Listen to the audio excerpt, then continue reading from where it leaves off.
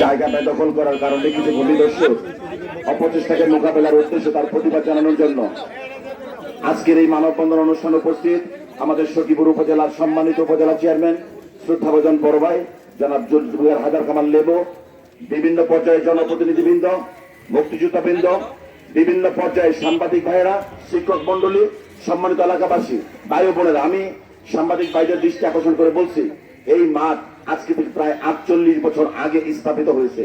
এই মাঠ আমাদের এই এলাকার সকল বাচ্চাদের খেলাধুলার জায়গা, বিনোদনের জায়গা। এই মাঠে ঈদের নামাজ হয়। আমাদের এলাকায় কেউ মারা গেলে এই মাঠ ছাড়া জানাজা নামাজের আর কোনো জায়গা নেই। আমি সাংবাদিকদের বন্ধুদের বলবো, এই মাঠকে আমরা যে সিদ্ধান্ত পেরেছি, পাশের ওয়ার্ডের কমিশনার সাইদ, এই ওয়ার্ডের কমিশনার শহীদ এবং সংরক্ষিত আসনের কমিশনার আরজিনা কাউন্সিলর, এদের 3 জনের যোগ সাজছে এবং এর পর্দার আড়ালে আরো হয়তো কেউ থাকতে পারেন।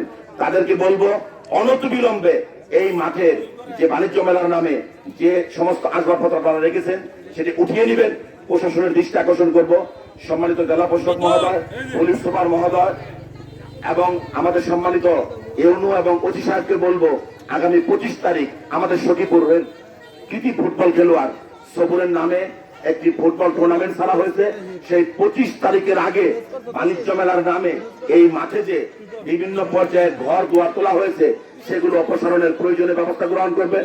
প্রচন্ড রৌদ্রি, এই রৌদ্রের মধ্যে যারা কষ্ট স্বীকার করে আনারকলি মাঠের দাবি দেওয়ার সাথে আপনারা সকলে একত্রতা প্রকাশ করে এসেছেন, সখীপুর পৌরবাসীর পক্ষ থেকে সকলকে অভিনন্দন